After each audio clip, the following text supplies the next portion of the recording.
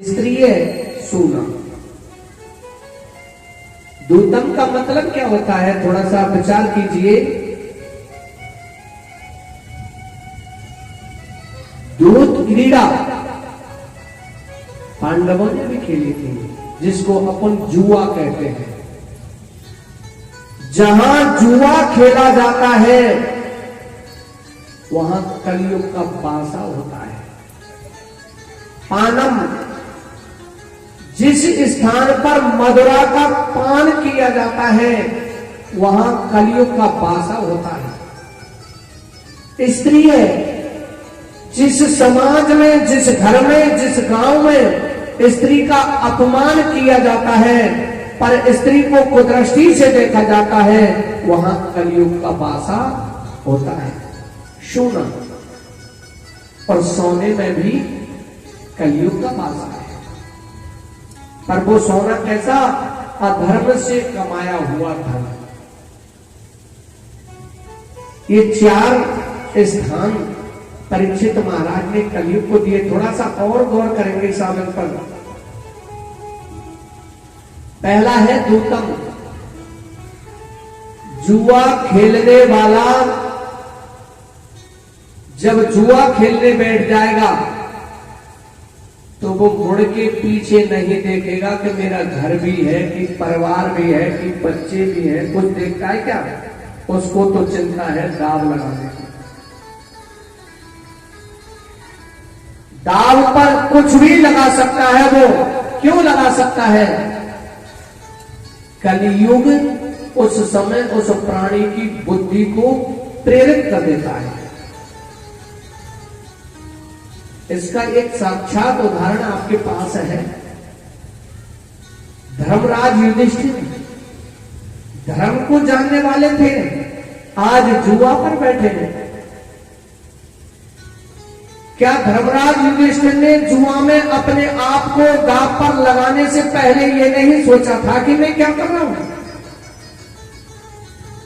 अपने भाइयों को दांव पर लगाया था तो भाइयों से पूछा था कि मैं तुम्हें दांव पर लगाऊं या ना लगाऊं?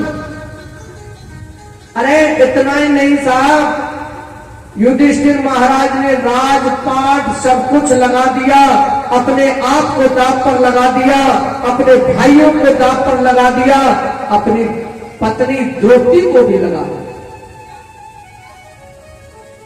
क्यों लगा दिया? क्या धर्मराज युधिष्ठिर जानते नहीं थे कि इसका परिणाम क्या होगा? धर्मराज युधिष्ठिर परिणाम भी जानते थे, पर उस समय कलयुग ने धर्मराज युधिष्ठिर की बुद्धि को प्रेरित कर दिया था। आज जब द्रौपदी को हार गए, दुष्ट दुशासन बालों को पकड़ के खींचता खींचता खींचता खींचता सभा में लेकर के आ गया।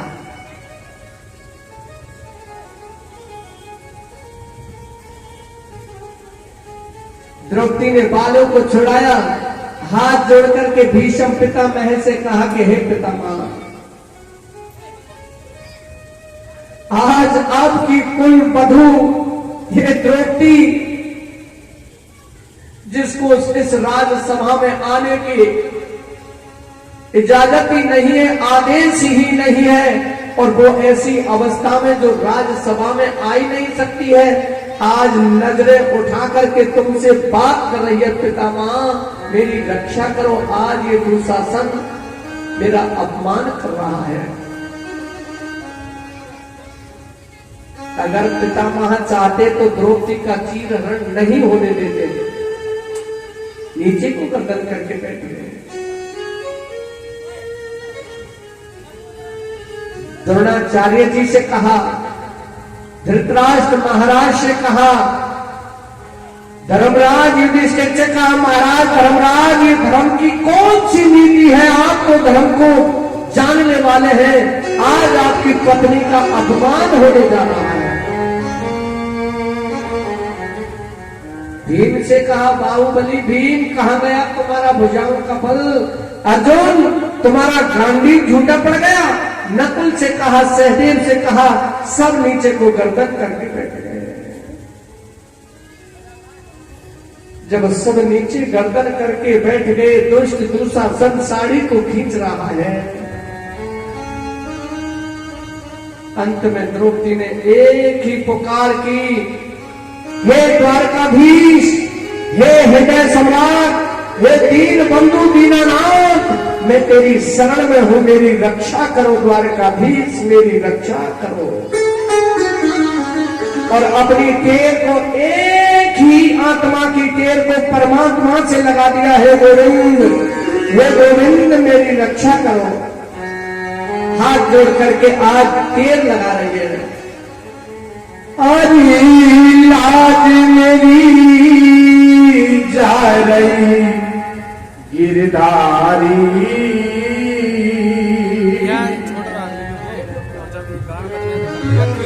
हे दीनानाथ मेरी रक्षा करो।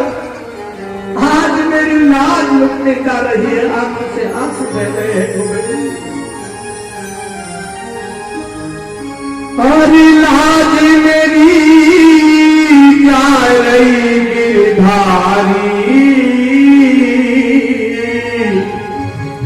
और मेरी आय के लाज बचा जा, लाज मेरी जा रही गिरधारी,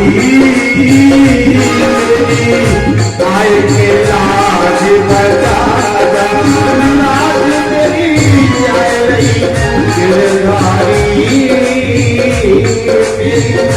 आय के लाज बचा जा।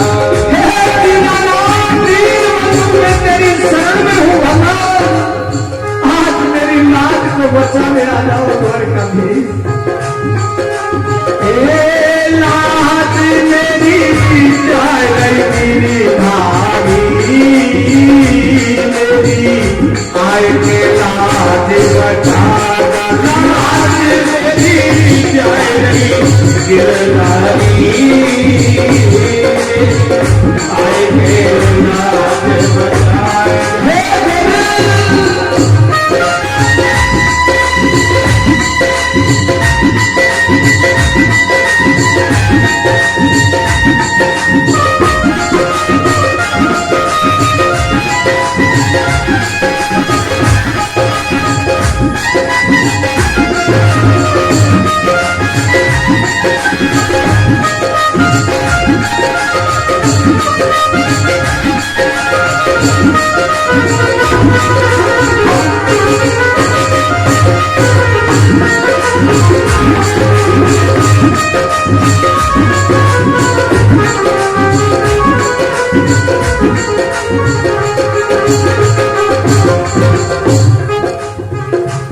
अजी तू शासन मोहे करे उधारी, तू शासन मोहे करे उधारी, तुझे जाए रही मेरी सारी, तुझे जाए रही मेरी सारी, मेरी खबर ले ओ बदनारी, मेरी खबर ले ओ गिरधारी, हाँ हाँ मेरी खबर ले ओ गिरधारी, मैं तो रो के हारी, मेरी आए के लाज बचा जा, लाज मेरी जानो गिरधारी।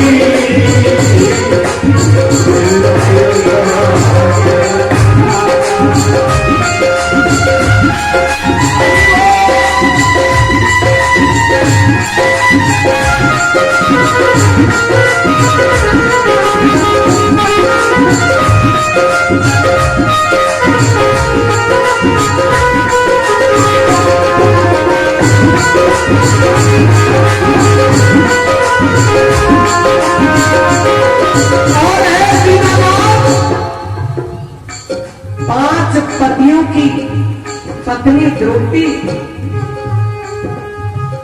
पांचों पति नाए बोली सोना में, पांचों पति नाए बोली सोना में, पांचों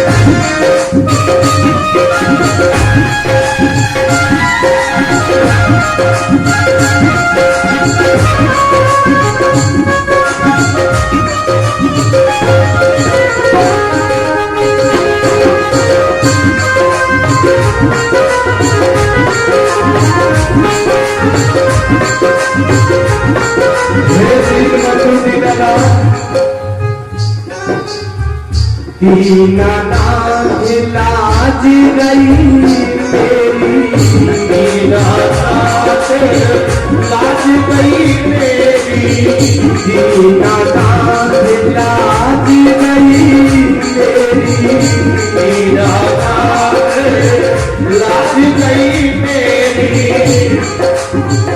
अब क्यों नाथ लगाओ तेरी, अब क्यों नाथ लगाओ तेरी, दीनानाथ लाज गई मेरी, कपिला काज सिंह में तेरी। अब क्यों नाथ लगाओ तेरी, अब क्यों नाथ लगाओ तेरी, अब क्यों नाथ लगाओ तेरी। दुष्ट हंस गए तारी मेरी, आए के लाज बचा लाज मेरी, जागो गिरधारी मेरी, आए के लाज बचा।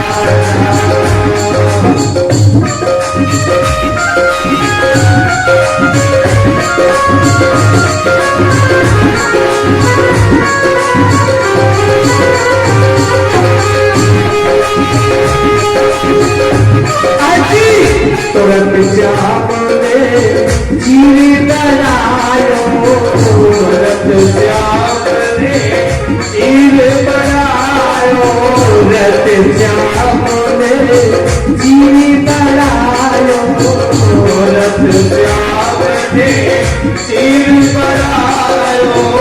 गुरु शासन को मान घटायो, शासन को मान बचायो। तार तार मोए श्याम दिखायो, तार तार मोए श्याम दिखायो। तार तार मोए श्याम दिखायो, लाज मेरी लाखी बनवानी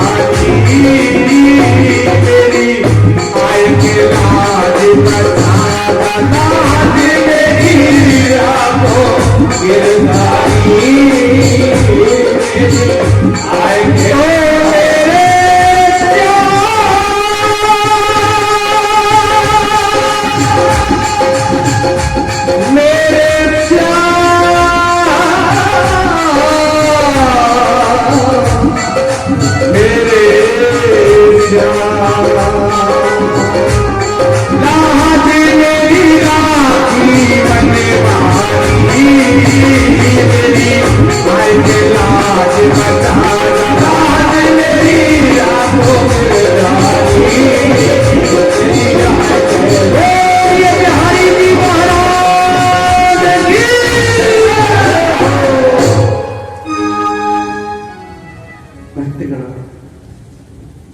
आज द्रौपदी ने परमात्मा को पुकारा, और जब द्रौपदी ने परमात्मा को पुकारा तो आंखों में आंसू दीनानाथ बड़े देरी कर दी, आने में बड़ी देरी कर दी। मेरा लोग अगर थोड़ी देर और रुक जाते तो मेरी लाज लुट जाती। दीनानाथ द्रौपदी, तूने मुझे पुकारा ही कहा था। अरे पहले तो तूने तेरे परिवार की तरफ निहारा था, जब परिवार की तरफ सहारा ना मिला अपने पतियों को पुकारा, और जब परिवार का सहारा नहीं मिला, पतियों का सहारा नहीं मिला, किसी का सहारा ना मिला, तो मुझे पुकारा। मैं तो तेरी पीर को सुन के तुरंत ही चला आया द्रौपदी।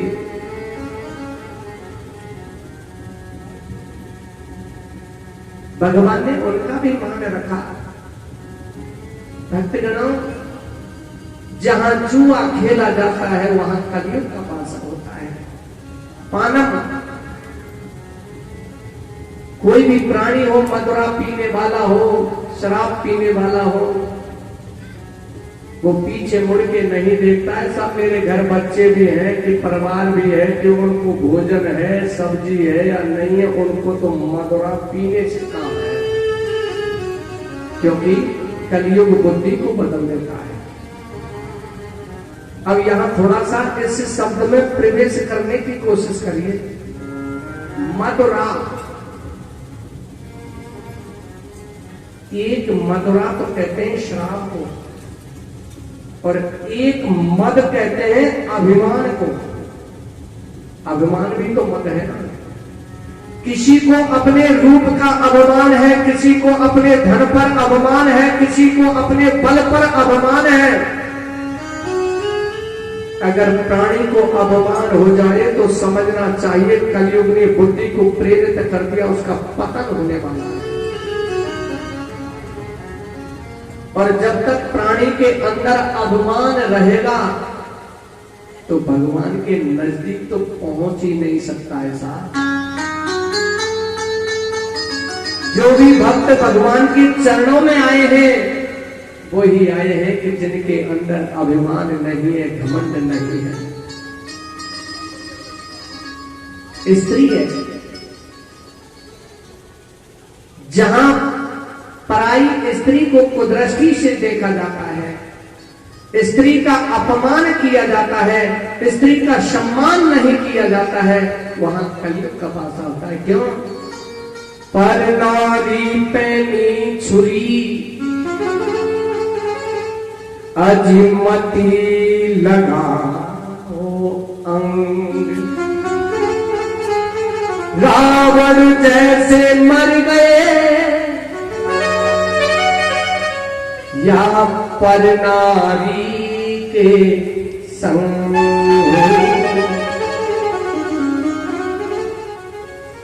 और अधर्म से कमाए हुए धन में भी कलयुग का वास होता है। 4 स्थान दे दिए। कलयुग चलते हैं, नगर से बाहर निकले तो क्या देखा? तीनों युग आए, सतयुग, त्रेतायुग, द्वापर युग। और जैसे ही कलयुग आए तो कलयुग को देख करके हंसने लग गए।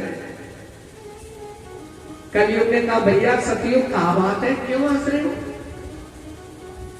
भैया हमारा हंसने का कारण है, देखो हम सतयुग हैं। हमारा कैसा युग था कि कोई झूठ ही नहीं बोलता था, पाप ही नहीं करता था, पुण्य होते थे, धर्म होते थे। त्रेता युग में देखो भगवान राम ने मर्यादा का पालन किया, मर्यादा का पाठ पढ़ाया।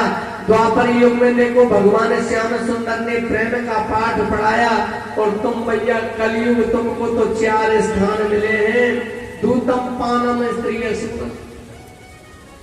बिल्कुल सही कह रहे हो भैया, आप बिल्कुल सत्य कह रहे हो, आप बिल्कुल सत्य कह रहे हो। पर तुम 2 मिनट छुप करके बैठ जाइए। तीनों युग छुप के बैठ गए। प्रसंग पर गौर करना चाहता था। तीनों युग छुप करके बैठ गए, कलयुग सोने का हिरण बन गया। अब वो हिरण कभी इधर से इधर, उधर से इधर, उधर से इधर दौड़ रहा है। एक शिकारी इस रास्ते से आ रहा है और दूसरा शिकारी इस रास्ते से आ रहा है। जब इधर हिरण जाता तो इस शिकारी को नजर पड़ता, और इधर वो सोने का हिरण जाता तो इस शिकारी की नजर पड़ता। अब दोनों ही शिकारियों का लक्ष्य था तो क्या था? सोने का हिरण। दोनों ने अपने धनुष निकाले, बाण चलाए। अब जैसे ही बाण चलाया तो दोनों के बाण हिरण में, सोने के हिरण में लगे और हिरण धड़ाम से नीचे गिर गए। दोनों शिकारी आ गए कि है ये शिकार मेरा है। मन नहीं, तेरा नहीं है, मेरा है। दोनों में झगड़ा हो गया साहब। झगड़ा कैसा भी हो जाओ, अंत में तो राजीनामा ही हो, समझौता होता है नहीं होता है। दोनों ने समझौता किया, भैया अब हम लड़ भी लिए, सब कुछ हो गया, आधे को तुम ले जाना और आधे को मैं ले जाऊंगा।